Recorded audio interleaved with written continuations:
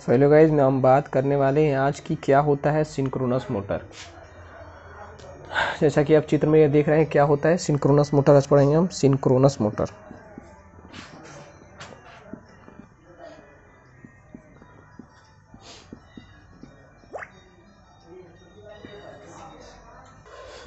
देखिए तो जैसे कि आपको चित्र में दिखाया गया है, आपको सिंक्रोनस मोटर के स्टेटर का एक डायग्राम दिखाया गया है। ठीक है, आज हम बात करने वाले हैं कि क्या होता है सिंक्रोनस मोटर, क्या होता है। देखिए सिंक्रोनस मतलब ये होता है कि सिंक्रोनस मोटर मतलब ये सिंक्रोनस स्पीड पे चलती है। कौन सी स्पीड पे चलती है? इसकी जो स्पीड होती है वो सिंक्रोनस स्पीड होती है। ठीक है, सिंक्रोनस स्पीड होती है। अब आप बात करेंगे कि पहले ये सिंक्रोनस स्पीड होती क्या है। सबसे पहले क्या होती है, किसकी तरह होती है। देखिए जो सिंक्रोनस जो मोटर होती है हमारी, उसका जो स्टेटर का पूरा कंस्ट्रक्शन रहता है, माने जो स्टेटर का हमने बीच में जो है रोटर नहीं डाला हुआ है। ठीक है, बस हम स्टेटर की बात करेंगे। जो हमारी जो है ये स्टेटर है वो बिल्कुल इंडक्शन मोटर के स्टेटर के समान होती है। इंडक्शन मोटर का जो स्टेटर, मान जाइए अगर आप ऐसे देख लेंगे, हमने हेडिंग डाला हुआ है सिंक्रोनस मोटर क्या होता है। ठीक है, अगर हम यहाँ पे हम डाल दें कि इंडक्शन मोटर का स्टेटर बनाइए, इंडक्शन मोटर का, ठीक है, तो बिल्कुल सेम टू सेम, मतलब कहने का तात्पर्य ये है कि जो सिंक्रोनस मोटर का स्टेटर और जो इंडक्शन मोटर का स्टेटर दोनों का कार्यविधि एक रहता है। मतलब मैं ये कहना चाहता हूँ कि इसके जब क्या होता है, देखिए मैं बताता हूँ। ये 3 फेज आपका सिंक्रोनस मोटर है, ये आपका 3 फेज हो गया। जब क्या करते हैं इसमें हम धारा प्रवाहित जैसे करते हैं, जैसे हमने क्या करा इसमें धारा प्रवाहित करा, तो ये जो वाइंडिंग आप देख रहे हैं, ये जो वाइंडिंग इसमें क्या होती है, सब में धारा प्रवाहित होने लगती है। धारा प्रवाहित होगी, आप भी जानते हैं जैसे धारा प्रवाहित होगी यानी I directly proportional to phi, यानी धारा प्रवाहित होगी तो फ्लक्स जनरेट होगा। ठीक है, तो ये क्या करती है कि ये जो वाइंडिंग होती है, जब इसमें वाइंडिंग में धारा प्रवाहित होती है और ये वाइंडिंग हम ऐसे सेटअप कर देते हैं, ऐसे 120 डिग्री के अंतराल पर हम इसको लगाते हैं कि क्या होता है इसमें रोटेटिंग मैग्नेटिक फील्ड बन जाता है। ये देखिए ये रोटेटिंग मैग्नेटिक फील्ड बन जाता है। मतलब ये जो हमारा फ्लक्स होता है सिंक्रोनस स्पीड से घूमने लगता है। मतलब एक स्पीड से जो मतलब स्पीड से सिंक्रोनस स्पीड से घूमने लगता है। मानिए क्या हो गया, हमारा सिंक्रोनस स्पीड मान लिया हम 3000 आरपीएम से ये घूम रहा है। ठीक है, ये जो सिंक्रोनस स्पीड होती है ये हमारी ये रोटर का जो वाइंडिंग है उसकी नहीं है, ये रोटर का जो फ्लक्स है वो सिंक्रोनस स्पीड से घूम रहा है। ठीक है, जैसे क्या होता है, जैसे हमने इसमें 3 फेज सप्लाई दी, 3 फेज सप्लाई हमने दी आर वाई बी में, जैसे हमने 3 फेज सप्लाई दी, क्या हुआ इसके वाइंडिंग में धारा प्रवाहित हुई। धारा प्रवाहित होते ही इसमें क्या हुआ, एक क्या होगा कि रोटेटिंग मैग्नेटिक फील्ड डेवलप हो जाता है। इसका जो मतलब ये जो रोटेटिंग मैग्नेटिक फील्ड रहता है ना, वो क्या होता है सिंक्रोनस स्पीड से घूमता है। क्या होता है सिंक्रोनस स्पीड से। मान जाइए इसकी स्पीड 3000 आरपीएम है। ठीक है, सिंक्रोनस स्पीड से घूमता है। अब हम बात करें सिंक्रोनस मोटर की। ठीक है, तो जहाँ तक आपने जान लिया कि जब हम वाइंडिंग में धारा प्रवाहित करते हैं तो इसकी जो रोटेटिंग मैग्नेटिक फील्ड बनता है और इसमें जो रोटेटिंग मैग्नेटिक फील्ड है वो सिंक्रोनस स्पीड से घूमने लगता है। ठीक है, इतना तो आप जान लिए। अब उपरोक्त चित्र में आप देख रहे होंगे हमने एक रोटर लगा दिया है इसमें। ठीक है, अब देखिए इसमें चेंजेस क्या होते हैं। आप कहे होंगे कि आपके मन में ये चल रहा होगा कि ये जो इंडक्शन मोटर है वो सिंक्रोनस मोटर दोनों समान है, मगर ऐसा कुछ नहीं है। हम बदलाव इसमें ये करते हैं, हम क्या करते हैं कि जो हमारी इंडक्शन मोटर जो होती है उसमें क्या करते हैं, बस हम स्टेटर में सप्लाई देते हैं कि नहीं। बस हमने क्या करा, स्टेटर में सप्लाई रखा।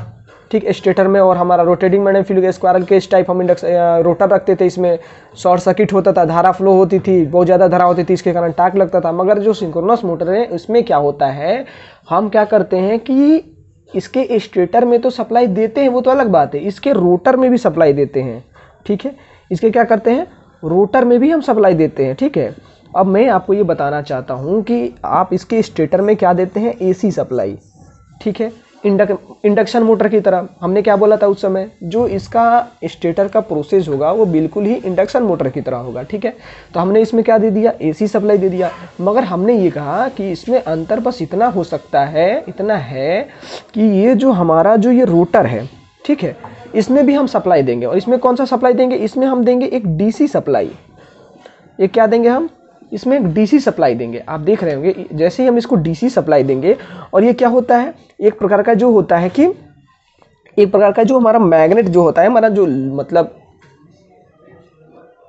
मैं आपको ये कहना चाहूँगा, सॉरी फॉर दिस मिस्टेक, मैं आपको ये कहना चाहूँगा कि जैसे ही हम क्या करते हैं, इस रोटर में जैसे ही हम डीसी सप्लाई देते हैं, इसमें क्या होता है, एक परमानेंट मैग्नेट बन जाता है। ठीक है, परमानेंट मैग्नेट।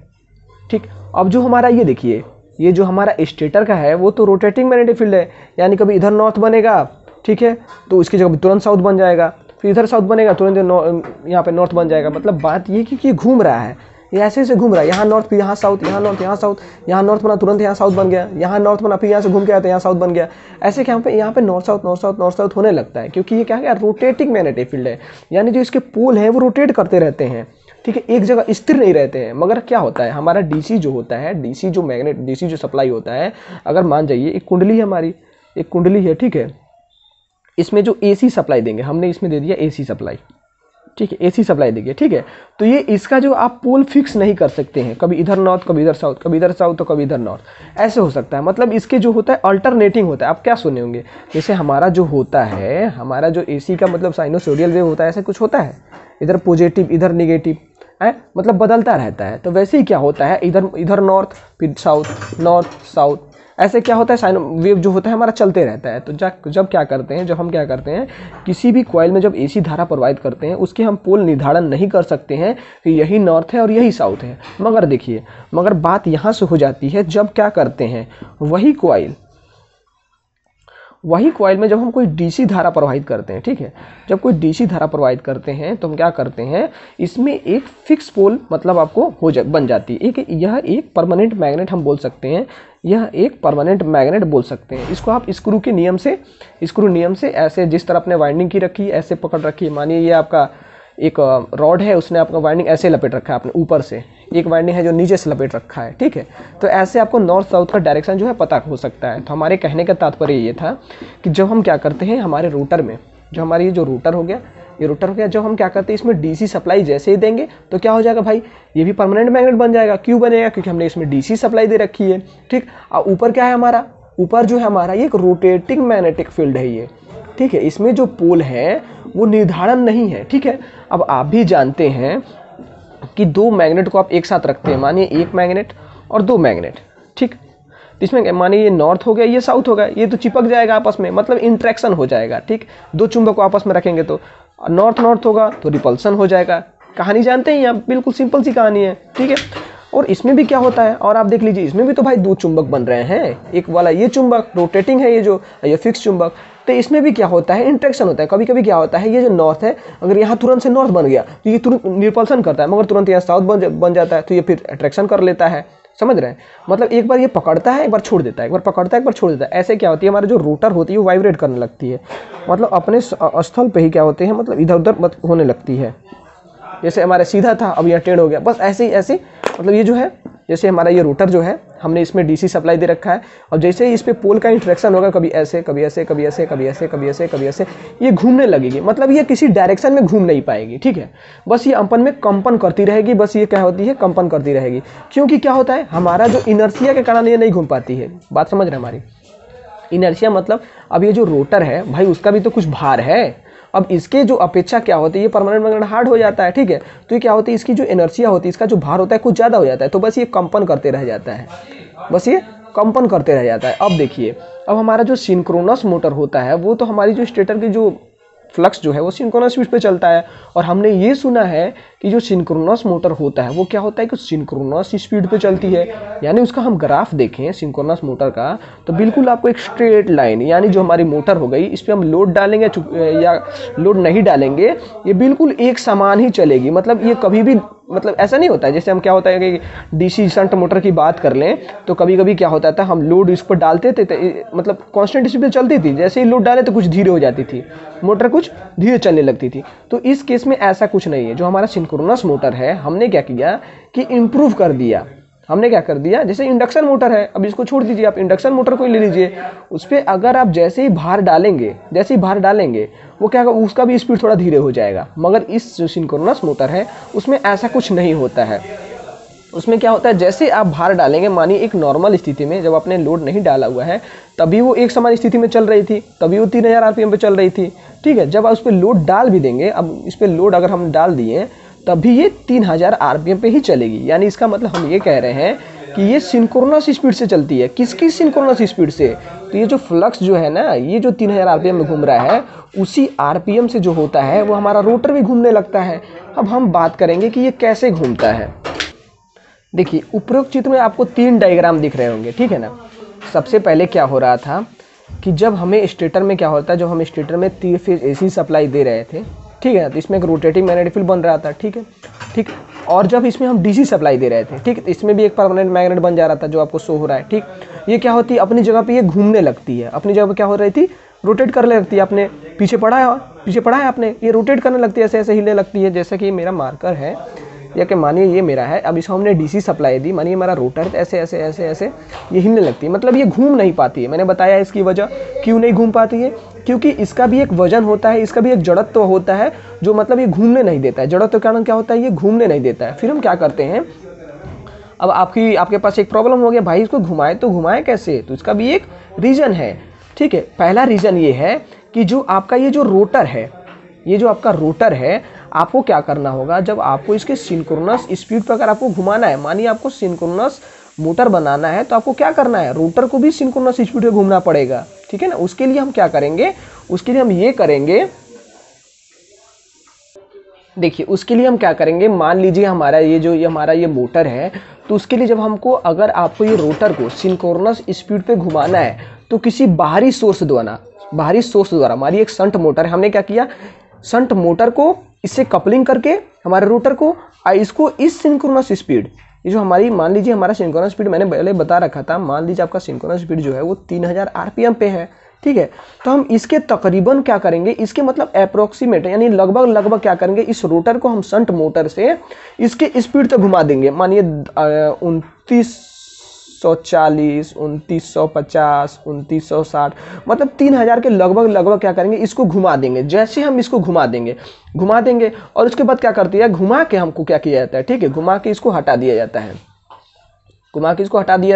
तो अब क्या करते हैं, ये जो नॉर्थ जो हमारा ये है, वो भी देखिए ये भी अब रोटेट बन जाता है। ये जो आपका रोटर है वो भी तो रोटेट होने लगेगा भाई, इसके पोल भी रोटेट होने लगेंगे।